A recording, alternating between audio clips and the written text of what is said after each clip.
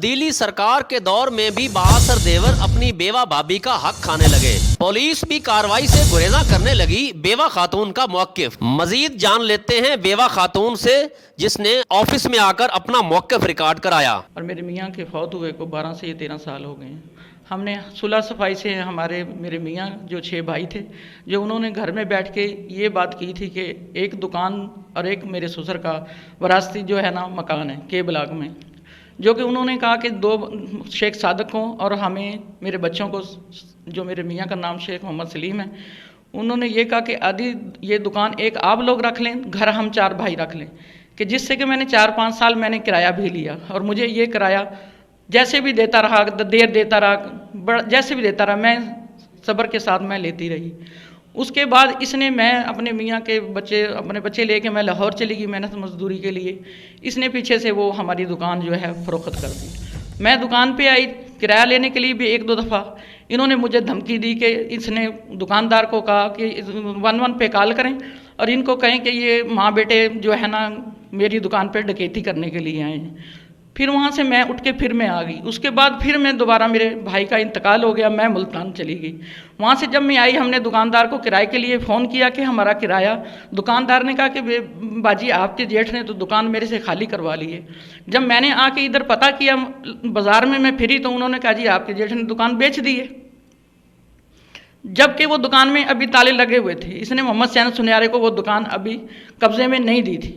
फिर मैंने वहाँ जाके ताले लगाए तो इसके बेटे ने, फजान ने, वो आके ताले तोड़ दिए। मैंने फिर भी सब्र शुक्र करके मैं फिर भी वापस चली गई। फिर मैं घर गई, घर में अपने देवरों को बताया कि मेरे साथ इन्होंने ऐसे किया। मेरे देवर कहने लगे हमें पता नहीं कि हमारे भाई ने ये दुकान फ़रोख्त कर दी, हम इस शहर में रहते हैं, आप लाहौर से आई हैं, आपको पता लग गया। मैंने उनके लिए भी इल्तिजा की, मिन्नत की। उन्होंने कहा चलो हम आपको आपका इंसाफ लेके दे देते हैं। मैं फिर भी इंतज़ार करती रही, इन्होंने मेरे साथ कोई इंसाफ ना किया। फिर मैं इंतज़ार करती रही कि नहीं कुछ होगा, लेकिन उन्होंने किया नहीं। फिर मैं जब दोबारा फिर मैं आई, मैंने वो दुकान के ऊपर आके मैंने बात की तो उस सुनियारे के बेटे ने मुझे कहा कि आंटी आपका हमारे साथ तो कोई मसला नहीं है, हमें तो सादिक ने सेल की है दुकान, जो कि हमने 1 करोड़ रुपए की दुकान जो है ना हमने खरीदी है ये। उन्होंने कहा अगर आप दोबारा हमारी दुकान पर आएंगी आप अपने नुकसान की जिम्मेदार होंगी। मैं फिर अपने चली गई, मैं सारे की फिरती रही। मैं शहजाद ज्वेलर के पास भी गई, मैं वो सुनारों का सदर है, मुझे अब उसका नाम नहीं मेरे जहन में आ रहा, मैं उसके पास भी गई, सुल्तान साहब में पता नहीं क्या उसका नाम है। मैं एसपी के पास भी गई, मैं थाने में गई तो वहाँ मुझे सब ने कहा कि जी एसएचओ है नहीं।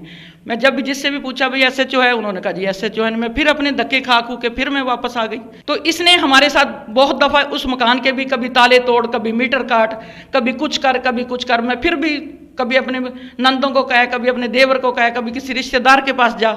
उन्होंने कहा जी हम क्या कर सकते हैं इसका, हम तो इसका कुछ नहीं कर सकते, यह किसी की मानता ही नहीं, किसी की सुनता ही नहीं। फिर इसने नजायज़ ताले खुद इसने हमारे पीछे से तोड़ के, इसने वहाँ हमारे मोहल्ले का एक बंदा जिसमें उसको सामान रखवा के इसने 1-1 पे कॉल की और मेरे अहमद के ख़िलाफ़ इसने जो है ना दरख्वास्त दे दी कि मेरे बेटे की जेब से इसने पैसे निकाले हैं जी, हमारी डकैती की है। वो वहाँ से पुलिस का डाला आ गया। उन्होंने फिर मोहल्लेदारों ने कहा कि जी अगर अहमद सलीम ने ये हरकत की है तो हम सारे रल के इसकी ये कफालत करेंगे और हम इसका जिम्मेदार होंगे, लेकिन ये बच्चों के साथ सरासर ज्यादती कर रहा है। मेरे इलाके में जाके औरत से लेके किसी मर्द बच्चे तक जाके पूछ लें कि ये औरत कितने साल से इस घर में रह रही है। अब ये फिर इसी तरीके से जो है ना हमें अनवाल कर रहा है, हमें धमकियाँ देता है, हमें मारने की भी धमकियाँ देता है। मुझे तो इससे अपनी जान का भी खतरा है। अभी मुतालबा क्या आपका? अब मेरा मुतालबा ये है कि जिस घर में मैं रह रही हूँ अब वो घर फिर मेरे से छीनना चाहता है। जो हमारा हक है दुकान का वो भी हमें नहीं दिया। कौन सा मोहल्ला है? हमारा के ब्लॉक मोहल्ला है, 49 के ब्लॉक मकान में मैं रहती हूँ, चौधरी हबीब वकील एडवोकेट के घर के सामने। और आरफ बाजार में हमारी दुकान है कमेटी के पीछे, जिसमें इस वक्त मोहम्मद सैन ज्वेलर रह रहा है। वज़ीर आला पंजाब से अपनी अपील करती हूँ कि मैं हर बंदे के पास जा के थक गई हूँ और मैं एक अपील करती हूँ कि मैं बेसहारा औरत हूँ और मैं कुछ कर भी नहीं सकती। मैं सफाई ठोकर नियाज बेग पे काम भी करती हूँ। अब मैं काम करूँ या मैं इनसे लड़ूँ?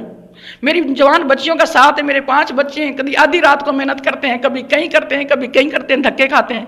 उसके बावजूद इस हालात में जो इसने मेरे पीछे से ताले तोड़े, मेरे शटर निकाले इसने, तो इसने क्यों ये ऐसा किया?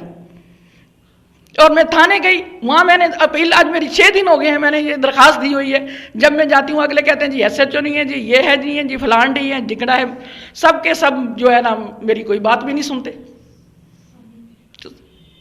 समीउल्लाह के पास भी मैं गई, उसने कहा माँ जी के मैं ठीक है, आपका जैसे SHO बैठेगा मैं आपका कोई ना कोई मसला मैं करवा देता हूँ। 25-26 साल से एक सियासी और समाजी अपने एक सोशल काम कर रही हूँ ख़वातीन के हवाले से।